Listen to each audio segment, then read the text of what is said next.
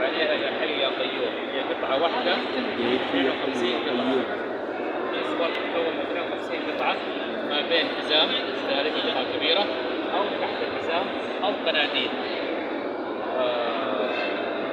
كسوة فيها 670 كيلو حرير الأسود هذا، وفيها ما يقارب 120 كيلو من الفضة، 100 كيلو من الذهب.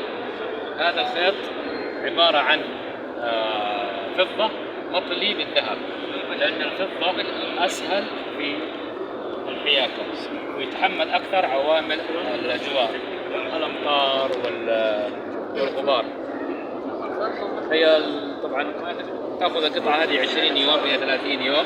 الكسوة كاملة تأخذ من الزملاء تقريبا 10 أشهر، ويتم تغييرها سنويا يوم 1 محرم أول يوم في السنة،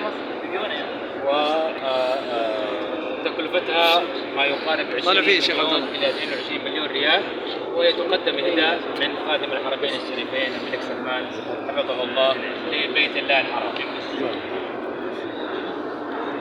القطعة هذه عمرها 30 سنة، عليها التاريخ 1414.